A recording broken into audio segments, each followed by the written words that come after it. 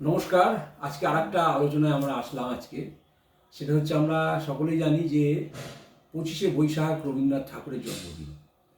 তো রবীন্দ্রনাথ এমন একজন ব্যক্তি, এমন একজন জ্ঞানী ব্যক্তি, সেই রবীন্দ্রনাথের প্রভাব আমাদের বঙ্গজীবনে অসীম। রবীন্দ্রনাথকে বাদ দিয়ে আমরা কিছু ভাবতে পারি না হয়তো। আমাদের সমাজের এমন কোনো দিক নেই, এমন কোনো ক্ষেত্র নেই যে ক্ষেত্রতে রবীন্দ্রনাথ সে সম্পর্কে কিছু লেখেননি। অর্থাৎ রবীন্দ্রনাথ আমাদের মননে, জীবনে সর্বত্রই বিরাজ। তো সেই রবীন্দ্রনাথ সম্পর্কে আজকে আমরা আলোচনা করব। তো রবীন্দ্রনাথ তো এত বড় ব্যক্তিত্ব যে ছোট একটি সংক্ষিপ্ত সময়ের আলোচনা করা সম্ভব না। তাই রবীন্দ্রনাথের জীবনের দুটি দিক নিয়ে কেবল আমরা আলোচনা করব। একটি হচ্ছে তার ইতিহাসবোধ, ইতিহাস চেতনা, আর একটি হচ্ছে রবীন্দ্রনাথের আধ্যাত্মিকতা। তো আজকের আলোচনাতে আমাদের রবীন্দ্রনাথ উপস্থিত আছেন। তো রবীন্দ্রনাথকে আমি প্রশ্ন করব, রবীন্দ্রনাথ যে রবীন্দ্রনাথের যে ইতিহাস চেতনা, উনি এক জায়গায় কোথায় বলেছিলেন না যে আমরা যে ভারতবর্ষের ইতিহাস পড়ি সেটা প্রকৃত ইতিহাস না, একটা দুঃস্বপ্নের ইতিহাস। এই ইতিহাসবোধ বা ইতিহাস চেতনা রবীন্দ্রনাথের কেমন ছিল? রবীন্দ্রনাথ ঠাকুর এক জায়গায় বলছেন যে ওনাকে অনেক অনেক ইংরেজ এবং অনেক বিদেশি ব্যক্তি যাদের সঙ্গে আলাপ হয়, তারা এই বলে ভৎসনা করে যে তোমাদের কোনো ইতিহাস নেই। উনি জানেন যে আমাদের ইতিহাস আছে, কিন্তু তৎকালীন যুগে সেভাবে লেখা ছিল না। তো ওনার মনে হয়েছিল যে আমি যদি লিখতে পারতাম খুব ভালো হতো, যে ভারতের ইতিহাস, ভারতের বিজ্ঞান পরম্পরা। কিন্তু উনি সাহিত্যের ব্যক্তি ছিলেন, যে এসব সত্ত্বেও উনি যতটা পেরেছেন ইতিহাস নিয়ে চর্চা করেছেন।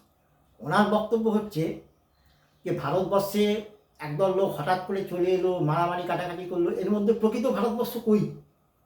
এই যে আমরা সব হুন্দল পাঠান মোগলকে মারামারি করতে দেখি, এর মধ্যে প্রকৃত ভারতবর্ষ কই?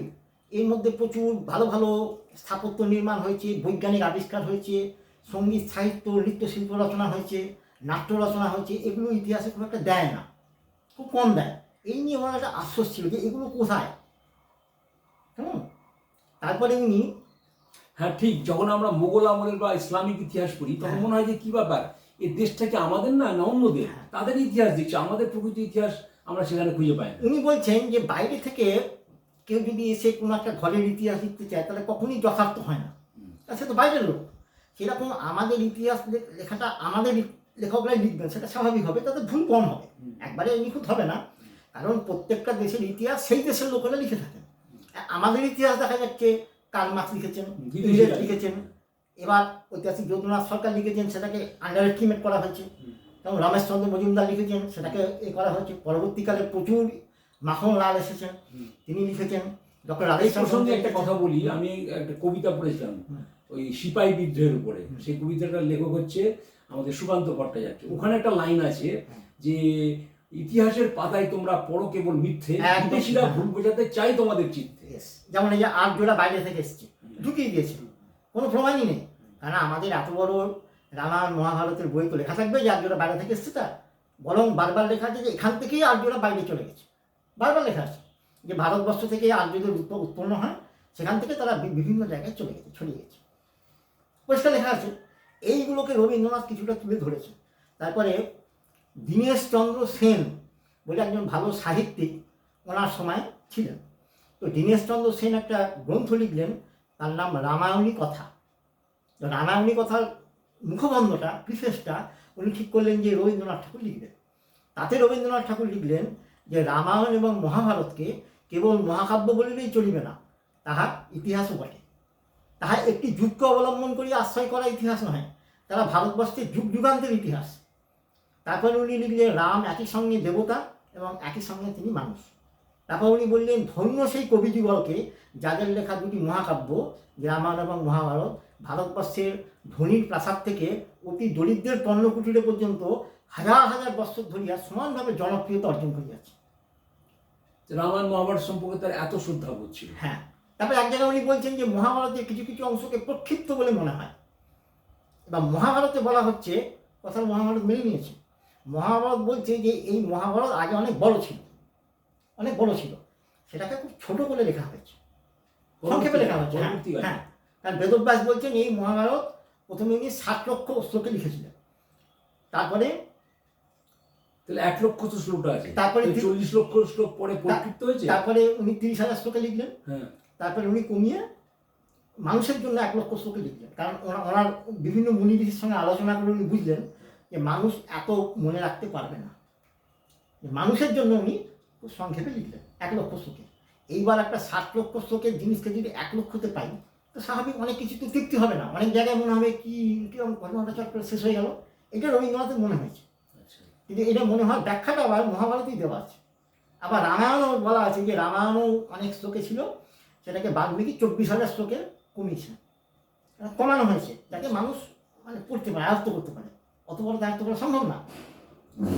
এই জিনিসগুলো উনি ভেবেছেন, এই জিনিসগুলো নিয়ে আচ্ছা, আচ্ছা। মানে উনি খুব স্পষ্টই বলে দিয়েছেন যে আমাদের ইতিহাস আছে, রামায়ণ মহাভারত একটা ইতিহাস।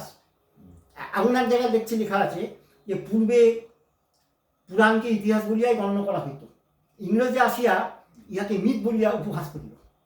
আচ্ছা, এখন পরিষ্কার বলছে যে এটা মিথ। এবার কিছু কিছু মিথ তো সব জায়গাতেই থাকে, যেমন ধরুন মোজেস, তিনি সমুদ্র পেরিয়ে নিয়ে যাচ্ছেন ইহুদি জাতিকে, তারপরে যেই উনি পেরোলেন সমুদ্র এসে মিশরীয় সৈন্যদের গ্রাস করে নিল। এটা কি সত্যি হতে পারে? এটা তো মিথ। এইরকম মিথ সমস্ত দেশের ইতিহাসে থাকে, তাই বলে গোটাটা মিথ্যে তা নয়। নিশ্চয় ইহুদি জাতিকে মোজেস যেভাবে হোক ইহুদি স্থানে নিয়ে গেছিল মিশরীয়দের হাত থেকে রক্ষা করে। এবার এই সব ঘটনাটা হয়তো সত্য নয়, কিন্তু নিয়ে গেছিলেন এটা ইতিহাস।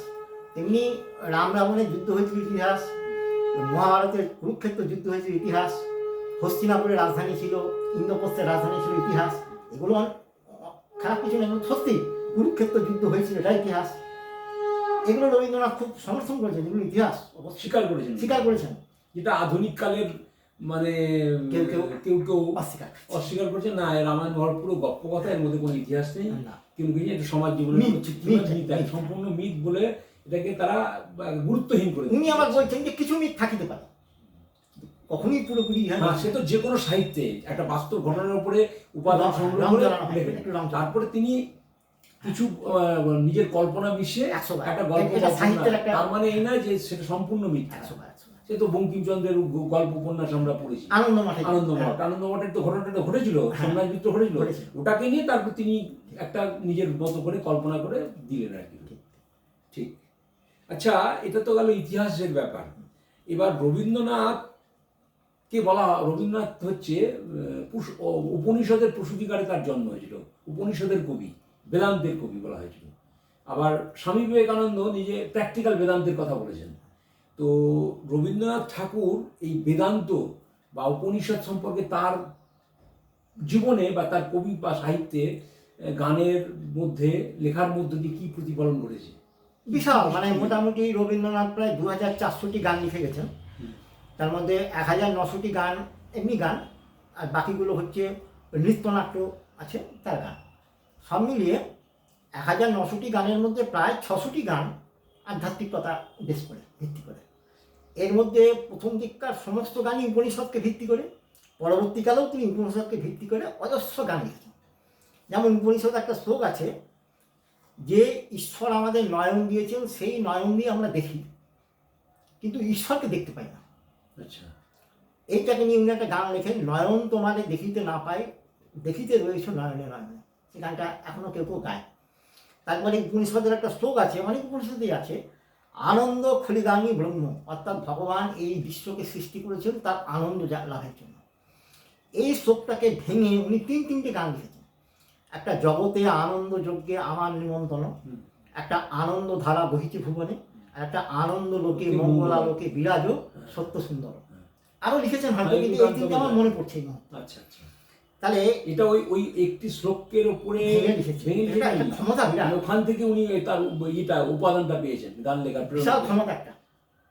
যে একটা শ্লোক থেকে এরকম 3টে সুন্দর গান লিখে। হ্যাঁ, আকাশ ভরা সূর্য তারা, এই সব শ্লোকগুলো তো উপনিষদে আছে। বিশ্ব ভরা প্রাণ, এগুলো উপনিষদের শ্লোক উঠে এসছে তার হাত দিয়ে। তার মানে উপনিষদের প্রভাব তার মধ্যে ছিল এবং সেটা তার গানের মধ্যে ব্যক্ত হয়েছে ভীষণভাবে, মানে এত কেউই লিখতে পারেনি। স্বামী বিবেকানন্দ যেটা লিখেছেন উপনিষদের উপর, সেটা তো কর্মের উপর লিখেছেন।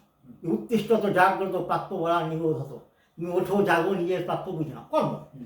কিন্তু বুঝলাম, কিন্তু আমার তো এই চাই, আমার তো এন্টারটেনমেন্ট চাই, আনন্দ চাই, সেইটা আমি গানে পাবো। সেই অভাবটা রবীন্দ্রনাথ পূর্ণ করেছেন। এটা যেন একে অপরের পরিপূরক। উনি যুদ্ধ করতে বলেছেন, লড়াই করতে বলেছেন, সংগ্রাম করতে বলেছেন, উপনিষদ ওঠো জাগো। আর ইনি ঈশ্বর কি, প্রেম কি, ভক্তি কি, এগুলো উপনিষদ থেকে নিয়েছেন। মানে দুজন দুদিক পাও, দুদিকে। এটা রবীন্দ্রনাথ থেকে আমরা পাচ্ছি। আচ্ছা, আর একটা জিনিস হচ্ছে যে পুরাণ একটা বিশাল ব্যাপার।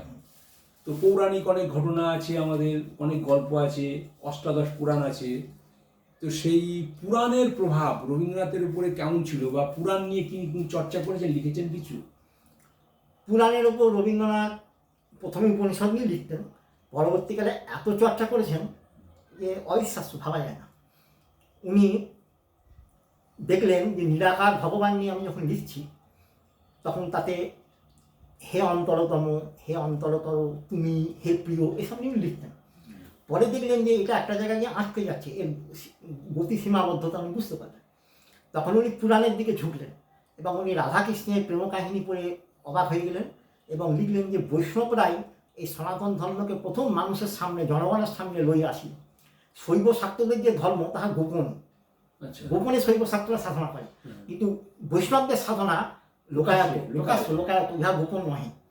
তখন উনি রাধাকৃষ্ণ ভাবে মানে আপ্লুত হয়ে উনি ব্রজবুলি ভাষায় উনি প্রচুর গান লিখলেন, যেগুলোর নাম উনি দিয়েছিলেন ভানু সিংহে পদাবলী।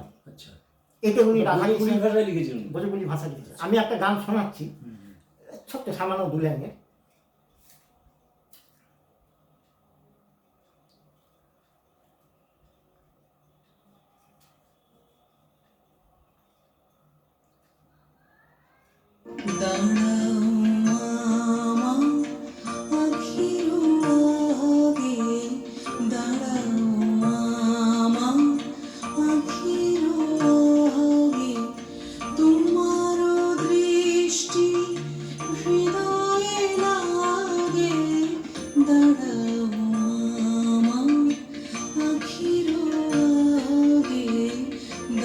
তাহলে এখানে কবি ভগবানকে নিজের চোখের সামনে দাঁড়াতে বলছেন এবং তার দৃষ্টি প্রার্থনা করছেন।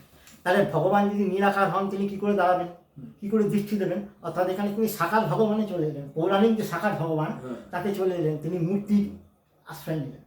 প্রথমে শুরু করলেন নিরাকার দিয়ে, তারপরে মূর্তির আশ্রয় চলে এলেন। এইবার দেখুন উনি আর একটা গান গাইছেন, এটা সাকার নিরাকার দুটো কি তিনি মেনেছেন? ভীষণ ভীষণ।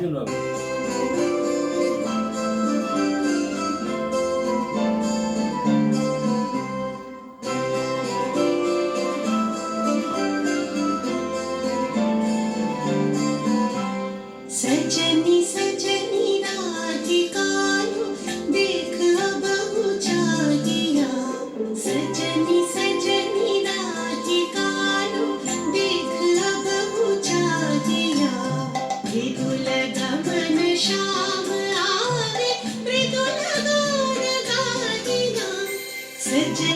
এটা কোন ভাষাতে? এটা তো ব্রজবুলি ভাষা। এটা ব্রজবুলি ভাষা। হ্যাঁ, আচ্ছা আচ্ছা। যে শান আসবেন, হ্যাঁ, ভগবান শ্রীকৃষ্ণ আসবেন, আচ্ছা। সজনী সজনী রাধিকালো দেখো আবহ চাহিয়া, এখন তুমি চেয়ে দেখো। এক ব্রজবুলি ভাষা। রাধারানী তো বৈদিক চরিত্র না, আমি তো পৌরাণিক, শ্রীকৃষ্ণ তো পৌরাণিক, পুরাণে চলে যাবেন। আচ্ছা আচ্ছা।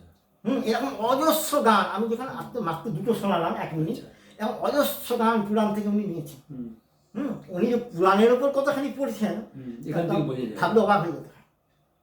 তার মানে তার বেদ, উপনিষদ, রামায়ণ, মহাভারত, পুরাণ এগুলোর প্রতি প্রচন্ড পড়াশোনা ছিল এবং শ্রদ্ধাবোধ ছিল। আমি সেটা তাকে ভিত্তি করে তার কবিতা, গানের মধ্য দিয়ে সেগুলোকে ব্যাখ্যা, সেটা আমি পড়তে পড়তে বুঝতে পারছি, মানে চর্চা করতে করতে। আচ্ছা, রবীন্দ্রনাথ তো উপাসনা পদ্ধতি দিয়ে ব্রাহ্ম ছিলেন, তো ব্রাহ্মণরা তো নিরাকারের উপাসক। তো রবীন্দ্রনাথ কি নিরাকারের উপরেই গুরুত্ব দিয়েছেন, না সাকারকেও তিনি মেনে নিয়েছেন? উনি প্রথম দিকে নিরাকারই করতেন, পরবর্তীকালে গান লিখতে গেলে বুঝলেন একটু সাকার না হলে গান লেখা মুশকিল হয়ে যায়। যেমন রামপ্রসাদ সেন, উনি কবি ছিলেন, উনি অজস্র কালীমায়ের গান লিখেছেন, যেটা কয়েকশো বছর হয়ে গেল, এখনও চলছে। তো কালীমা তো মূর্তি আছে, তার ওটাকে অবলম্বন করে লিখছেন। উনি একটা নিরাকার দিয়ে লেখেন, ওর মধ্যে লেখা আছে মা তুমি নিরাকারা, কখনো তুমি সাকারা, উনিও বলছেন নিরাকারা।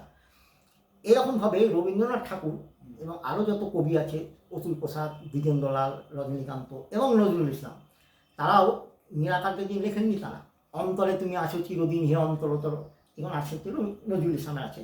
উনিও পুরাণের উপর প্রচুর লিখে গেছেন, কৃষ্ণের গান, রাধার গান, রামের গান। মানে পুরাণকে অ্যাভয়েড করা, সাকারকে অ্যাভয়েড করা কারোর পক্ষে সম্ভব হয়নি, কারোর পক্ষে সম্ভব হয়নি। তার মানে নিরাকার সাকার দুটোর উপরই তার একটা আস্থা বিশ্বাস ছিল। অনেকে মনে করেন যে সাকারটা হলো উঁচু দরের, হ্যাঁ। নিরাকারটা নিচু দরের, তা কিন্তু নয়। কারণ আমি যখনই ক্রিয়েশন করতে যাচ্ছি, নাটক বা গান বা ছবি আঁকতে যাচ্ছি, তখন নিরাকার নিয়ে কী আঁকবো? আচ্ছা আচ্ছা। আমি যেই একটা রাধাকৃষ্ণের ছবি আঁকলাম, শিব দুর্গা লীলা আঁকলাম, তখন সেটা একটা কিছু হলো। কিন্তু নিরাকার নিয়ে কী আঁকবো? চন্দ্র সূর্য আকাশে উঠেই আঁকবো, একটু বেশি কিছু নয়। সেই জন্য সাকারের খুব প্রয়োজন আছে। যারা প্রেমিক, দেখা যাচ্ছে যে রবীন্দ্রনাথ নিরাকার ব্রাহ্ম ছিলেন, ব্রাহ্মরা নিরাকার উপকাশক হয়েও কিন্তু সাকার নিয়ে তিনি অনেক কিছু লেখালেখি করেছেন। সুতরাং সাকার অবাক কাণ্ড হয় যে নিরাকার যারা হয়, যারা ধরুন মূর্তি পূজা বিশ্বাস করে না, তারা তো করবেই না, তাকে নিয়ে তো লেখার প্রশ্নই ওঠে না। কিন্তু রবীন্দ্রনাথ তার মানে তাকে অস্বীকার করেন না, সেটা নিয়েও প্রচুর, এইটাই ওনার খুব আশ্চর্যের বিষয় আর কি। মানে অনেকে বলতে পারেন যে আপনি তো নিরাকার ব্রহ্মের উপাসক, তাহলে আপনি সাকার নিয়ে তো গান লিখেন কেন? এই একটা প্রশ্ন আসছে। তখন উনি বলছেন যে ইহার মধ্যে দিয়ে যে প্রেম আসিতেছে, তাহার নিরাকারে পাই না। তাহলে নিরাকারের সীমাবদ্ধতা আমি বুঝে গেছিলেন। হ্যাঁ, যে আমার সাকারটাও চাই। আচ্ছা, আর একটা জিনিস হচ্ছে যে রবীন্দ্রনাথ কি নাস্তিক ছিলেন? বা রবীন্দ্রনাথের আমাদের যে ধর্ম, এই ধর্ম সম্পর্কে বা আমাদের বিশেষ করে হিন্দু ধর্ম সম্পর্কে তার কি ধারণা ছিল? খুব ভালো, নাস্তিক বলা যাবে? উনি একটি পুরাতন কথা বলে একটা প্রবন্ধ আছে, আচ্ছা, ওনার লেখা। তাতে উনি লিখছেন, ধর্মের শক্তি অনন্তের নির্ঝর হইতে নিশ্চিত, তাই হাজারো বার আঘাত করিয়া উহাকে পরাজিত করিয়া মুছিয়া ফেলা যায় না। অর্থাৎ তুমি কোনো দিন ধর্মকে মুছে ফেলতে পারবে না। যেটা রাশিয়ার চেষ্টা হয়েছিল কংগ্রেস আমলে, যে আমি মুছে ফেলবো, হয়নি। তারপরে উনি বলছেন, জীবনকে যদি একরূপ চালাইতে চাই, তাহলে ধর্ম এবং ঈশ্বর ব্যতীতই চলিয়া যাইতে পারে। মোটামুটি বাঁচতে চাই, আমার কোনো প্রয়োজন নেই। কিন্তু ধর্মকে, জীবনকে যদি মহৎ আদর্শের উদ্দেশ্যে পরিচালনা করিতে চাই, তাহলে অনন্ত ক্ষমতাশালী ধর্ম এবং ঈশ্বরের প্রয়োজন হইবেই হইবে। অর্থাৎ আমি আদর্শের পথে চলতে চাই, তাহলে ঈশ্বর হচ্ছে সর্বোচ্চ। আচ্ছা আচ্ছা। তারপরে দেখা যাচ্ছে রবীন্দ্রনাথের এই চিন্তা ভাবনা, সেটার সাথে বিবেকানন্দ এবং অরবিন্দের চিন্তা মিলে যাচ্ছে। তারা একেবারে ধর্মকে অস্বীকার করেনি, বরং ধর্মকে ভারতের প্রাণ বলেছেন। বিবেকানন্দ বলেছেন, আবার ঋষি অরবিন্দ বলেছেন। স্বামীজির লেখায়, বিবেকানন্দের লেখায় মাঝে মধ্যে ধর্ম সম্বন্ধে, ঈশ্বর সম্বন্ধে একটু সন্দেহ দেখা যায় মাঝে মধ্যে, প্রথম জীবনে। কিন্তু রবীন্দ্রনাথের লেখার মধ্যে কোথাও এতটুকু সন্দেহ নেই। এই ধর্মহীনতা বা ঈশ্বরহীনতা, তারপর নাস্তিকতার কোনো প্রশ্ন না, ভীষণ ধর্মবিরোধী বা ঈশ্বরের অস্তিত্বে অস্বীকারের। এবং ওনার যে 600টা গান আমি পড়ি যখন, মনে হয় বেদ পড়ছি, বেদান্ত পড়ছি। ওনা অসাধারণ, বলছে বেদ বেদান্তের থেকেও ছাড়িয়ে গেছেন। এত ভালো লিখেছেন, মুক্ত হয়ে উঠেছিলাম বেদ বেদান্ত এবং ঈশ্বর বোধ, পুরাণ বোধ, এগুলো এত ভালো লিখেছেন। 600টা গানের মধ্যে পূজা পর্যায়ের গান বলেছেন, অপূর্ব লিখেছেন, ভাবা যায় না, স্প্লেন্ডিড। হ্যাঁ, মানে সেটা আগে বুঝিনি, সেটা যত জীবন এগোচ্ছে, যত চর্চা করছি, বুঝছি তুমি কি। এবং উনি যোগও করেছিলেন। আচ্ছা, এই যে যোগ, এই যোগ আজকালকার দিনে যোগ নিয়ে খুব চর্চা হচ্ছে সারা বিশ্বব্যাপী, এবং পৃথিবীর অন্যান্য দেশেরাও ভারতের যোগের প্রতি আকৃষ্ট হচ্ছে। সেই যোগ সম্পর্কে রবীন্দ্রনাথের কি ধারণা ছিল বা কিছু লিখে গেছেন? এই একটা গান দিয়ে শুরু করি।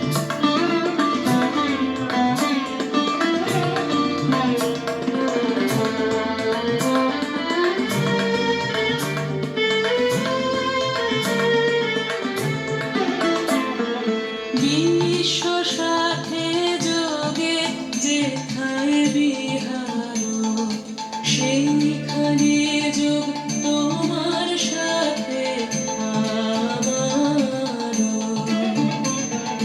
বিশ্ব সাথে যোগে যেথায় বিহার, সেইখানে যোগ তোমার সাথে আমার।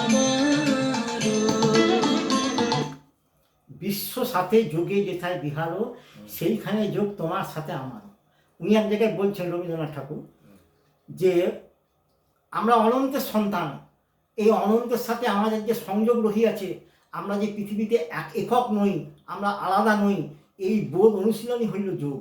আচ্ছা আমি একা নই, আমি ক্ষুদ্র নই, আমি সে অনন্তের অংশ, আমি সবার ভেতরে আছি, সবার সাথে আছি, এই বোধকে জাগ্রত করে যোগ। তো উনি ব্রহ্মবান্ধব উপাধ্যায় এবং আরও কিছু কিছু লোক তার বাবার কাছ থেকে এবং আরও কারোর কাছ থেকে উনি যোগের উপর প্রচুর শিক্ষা পেয়েছিলেন। আচ্ছা এবং উনি ধ্যান করতেন, ওনার সূক্ষ্ম ধ্যানজ দৃষ্টি ছিল, উনি একজন যোগী ছিলেন। আচ্ছা এবার নিঃসন্দেহে এই প্রকার যোগ, এই যে সঙ্গীতের যে যোগ, এটাকে বলা হয় নাদ ব্রহ্মযোগ। উনি একজন বিরাট নাদ ব্রহ্মযোগী ছিলেন। আচ্ছা নাদ ব্রহ্ম মানে সঙ্গীতটাকে নাদ বলছে, তো নাদ ব্রহ্ম মানে ভগবান যেখানে আওয়াজের মধ্যে দিয়ে আসছেন। আচ্ছা এইবার আমাদের পুরাণে লেখা আছে, শ্রীকৃষ্ণ বলছেন, যেখানে শাস্ত্র পাঠ হয় সেখানে আমি থাকি মাঝে মধ্যে, যেখানে পূজা হয় সেখানে আমি থাকি, কিন্তু যেখানে গান হয় সেখানে আমি সবসময় থাকি, আমি কখনোই সেটা পরিত্যাগ করি না। আমি গান এত ভালোবাসি। রবীন্দ্রনাথ বলেছিলেন, এটা না, এটা বিষ্ণু পুরাণে লেখা আছে। বিষ্ণু পুরাণ লেখা। হ্যাঁ। আচ্ছা তো সেই ব্যাপারটা যেন রবীন্দ্রনাথ ঠাকুরের মধ্যে দিয়ে প্রকটিত হয়ে উঠছে, আচ্ছা যে গান হচ্ছে আমার জীবন। হ্যাঁ, উনি তো এক জায়গায় বলেছিলেন যে বাঙালি আমার সবকিছু ভুলে যেতে পারে, হ্যাঁ। কিন্তু আমার গান কোনোদিন বলতে না, পারে এবং দিন দিন বাড়ছে। বাড়ছে। হ্যাঁ, এটা ঠিক। আমরা ছেলেবেলায় 50 থেকে 100টা গান শুনেছি, হুম এখন প্রায় 1000 গানই শোনা হচ্ছে। এবং এর পেছনে আমার একটা হাত আছে, আমি প্রচুর লোককে গান দিচ্ছি, বার করছি, নোটেশন দিয়ে পাঠাচ্ছি, তারা আবার গাইছেন, আমি রেকর্ড করতে সহায়তা করছি। মানে এত চর্চা হচ্ছে যে এটাকে আমরা স্বর্ণযুগ বলতে পারি রবীন্দ্রসঙ্গীতে। এত সুন্দর রেকর্ডিং, এত সুন্দর গান আগে কখনো হয়নি। এবং কয়েকশো মহিলা গাইছেন, মহিলা এবং পুরুষ, মহিলাই বেশি। যে রবীন্দ্রনাথের অজানা গান, অচেনা গান, ওই গানের মধ্যে দিয়ে ভারতীয় কৃষ্টি সংস্কৃতি, দেশ কাল সমাজকে তিনি এমনভাবে বিধৃত করেছেন যে আজ অবধি পৃথিবীর কেউ পারেনি। উনি যখন গীতাঞ্জলি লিখলেন, তার প্রথম গানটা আমার মাথা নত করে দাও হে তোমার চরণ ধুলার পরে। এটা তো শাস্ত্রের কথা, হিন্দু শাস্ত্রের কথা। একটা গান আছে, সত্য মঙ্গল প্রেম ও ময় তুমি ধ্রুবজ্যোতি তুমি অন্ধকারে, এটা ভাগবতের কথা। তোমারও তোমারই জ্ঞানে তোমারই ধ্যানে তব নামে কত মাধুরী, যেই ভক্ত সেই জানে তুমি জানাও যাবে সেই জানে। অর্থাৎ যে ভগবান যাকে জানায় নামের মহিমা, সেই শুধু নাম ধ্যানের আনন্দ পায়, বাকিরা পায় না। এ তো ভাগবতের কথা, এ তো পুরাণের কথা, এ তো গীতার কথা। এই কথা উনি লিখে অনুবাদ করে জাহাজে করে যাচ্ছিলেন লন্ডন। আচ্ছা পথে কবি ইয়েটসের সঙ্গে দেখা হলো। ইটস কবি ইয়েটস ওই ইংরেজি অনুবাদ করে বললেন, এই তো অপূর্ব হয়েছে, আচ্ছা এরকম কবিতা তো বিশ্বের অন্যতম শ্রেষ্ঠ। আমি এটাকে নোবেল কমিটির কাছে রেকমেন্ড করবো, কারণ আমি নিজে নোবেল লরিয়েট, নোবেল পেয়েছিলেন, আয়ারল্যান্ডের কবি ইয়েটস। তো ইয়েটস বাংলাটা ইয়েটস। তো ইয়েটস করলেন কি, ওটার মুখবন্ধ লিখে দিলেন। তারপরে হলো কি, পুরো পাণ্ডুলিপিটা হারিয়ে গেল। হ্যাঁ, রবীন্দ্রনাথের মাথায় হাত যা। তারপরে উনি পুলিশের কাছে গেলেন এবং পুলিশ বললো একজন জমা দিয়ে গেছে। আচ্ছা কোথাও পড়েছিল, জমা দিয়ে গেছে, উনি পেয়ে গেলেন। এবং সেটা যখন জমা দেওয়া হলো, নোবেল কমিটি অবাক হয়ে গেল। ওই বইটার নাম দিয়েছেন দ্য সং অফারিংস। তার প্রথম গানটাই হচ্ছে আমার মাথা নত করে দাও হে তোমার চরণ ধোলার পরে। এটা তো বেদের কথা, যে ভগবানের কাছে সারেন্ডার করো। তারপরে এক জায়গায় লিখছেন, আমার যা আছে আমি সকলও দিতে পারিনি তোমায় হে না, আমি সব সারেন্ডার করতে পারিনি। এই যে স্বীকার করছেন, এটা কেউ স্বীকার করতে পারে না, আমি দিতে পারিনি সব, আমি চেয়েছি কিন্তু দিতে পারিনি। কতখানি আর্থিক, কতখানি আধ্যাত্মিকতা, মানে এরকম আধ্যাত্মিকতা পাওয়া যায় না, বিরল। কিন্তু থাকতেন সাধারণ হয়ে, সাধারণ হয়ে থাকতেন, সাধারণ একটা মানুষের মতো থাকতেন। কিন্তু বড় গুরু, মানে উনি পূর্বজন্মে যার কোনো মহর্ষি ছিলেন, তিনি এসেছিলেন। তাকে সাংস্কৃতিক অবতার বলা চলে। যেমন ধর্মের অবতার হচ্ছে রামকৃষ্ণদেব, বিবেকানন্দ ধর্মের অবতার। সংস্কৃতির যদি কোনো অবতার হয়ে থাকে তাহলে আমাদের রবীন্দ্রনাথ ঠাকুর সাংস্কৃতিক অবতার, সংস্কৃতির ঈশ্বর, এটা আমার মনে হচ্ছে। আচ্ছা, একটা শেষ প্রশ্ন করছি। রবীন্দ্রনাথ ঠাকুর এত বড় একজন কবি, যেটা আমাদের গর্ব হওয়া উচিত, এবং এশিয়ার মধ্যে প্রথম সাহিত্য নোবেল পুরস্কার পেয়েছেন, অথচ রবীন্দ্রনাথের সম্পর্কে অনেকে অনেক কটু কথা বলেন। তার মধ্যে একটা অভিযোগ যে রবীন্দ্রনাথ বুর্জোয়া কবি ছিলেন। তো এই কথাটা কতটা সত্য? এখন রবীন্দ্রনাথ এক জায়গায় বলেছেন যে আমার কবিতা হয় নাই সর্বত্রগামী, আমি সর্বত্র কবিতা লিখে পৌঁছতে পারিনি। আচ্ছা, বলেছেন, এটা বলেছেন। হ্যাঁ বলেছেন। উনি সবসময় স্বীকার করতেন নিজের দোষ। তো উনি মাঝে মধ্যে এমন কিছু কথা বলতেন যেটা ঠিক নয়, ঠিক নয় যেটা, সেগুলোর জন্যই ওনার সমালোচনাটা হতো। এটা গেল। দ্বিতীয় হচ্ছে, আমরা যারা সমালোচনা করি তারা ওনার মতো এত বড় কেউ নয়। এটাও ঠিক যে তাকে বুঝতে গেলে পরে যেতে হবে, সেই স্তর তো নয় কেউ। এটাও ঠিক। এবার যিনি রবীন্দ্রনাথকে প্রচণ্ড ভালোবাসতেন, যিনি রবীন্দ্রনাথের একটা কাছাকাছি স্তরে পৌঁছেছিলেন, খুব প্রাণের মানুষ ছিলেন, তিনি হচ্ছেন কবি কাজী নজরুল ইসলাম। উনি অনেকটা বুঝেছিলেন, আচ্ছা। অনেকটা বুঝেছিলেন রবীন্দ্রনাথ কত বড় মাপের কবি। 38 বছরের ছোট বড় ছিলেন, কিন্তু এত সম্পর্ক ছিল। উনি ভীষণ ভালোবাসতেন, প্রচণ্ড শ্রদ্ধা করতেন, এবং রবীন্দ্রনাথ তার অপার স্নেহ নজরুল ইসলামকে দিয়ে গেছেন। তো নজরুল ইসলাম প্রণাম করে বলেছিলেন যে আশীর্বাদ করুন আমার কবিতা যেন সর্বত্রগামী হয়, আমার সঙ্গীত যেন আপনাকেও ছাড়িয়ে যেতে পারে। তখন উনি হেসে বলেছিলেন তাই হবে বাবা, তাই হবে। এইরকম উদার ছিলেন তিনি, আচ্ছা, আচ্ছা। কিন্তু বলতে পারছেন না হ্যাঁ, আমাকে ছাড়িয়ে যাবে, কোনো ঈর্ষা তার হয়তো ছিল না। এরকম মহৎ দেখা যায় না চরিত্র। তবে হ্যাঁ, উনি প্রথম জীবনে অনেক কথা লিখেছেন, যেগুলো সম্পর্কে উনি বলেছেন যে আমি কিছু মনে করিব না, আমি লিখিয়া ফেলিয়াছি, হয়তো বুঝিতে পারি না, এরকম ভুল হয়েছে না। মানুষের জীবনে সব হতে পারে, আর মানুষ তো করতে করতে ঠেকে ঠেকে শিখে অভিজ্ঞতা হয়। এখন ছোট জীবনে ছোট অল্পকালে আমাদের অনেক কিছু ভুলভাল করে আর একটা কথা বলি, পরবর্তীকালে সেইগুলোকে সংশোধন করে মানুষ আবার ঠিক পথে যায়। আর একটা কথা কি, প্লেটো বলতেন যে যাকে নিয়ে সমালোচনা হয়, যাকে নিয়ে নিন্দা ধিক্কার হয়, তিনি চিরকাল থেকে যান পৃথিবীতে।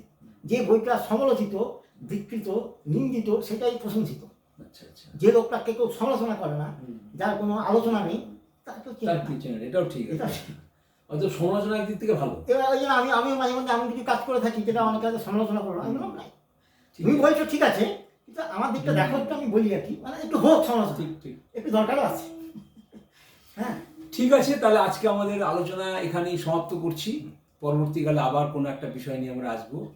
তো রবীন্দ্রনাথকে নিয়ে আলোচনা করার যোগ্যতা বা ধৃষ্টতা আমাদের নেই, কেন তিনি একজন এত বড় জ্ঞানী গুণী ব্যক্তি, কিন্তু তবুও আমরা চেষ্টা করলাম এখানে রবীন্দ্রনাথের দুটো দিক একটু সামান্য সময়ের মধ্যে তুলে ধরার চেষ্টা করলাম। জানি না আপনাদের কেমন ভালো লাগলো। সকলেই ভালো থাকবেন, নমস্কার।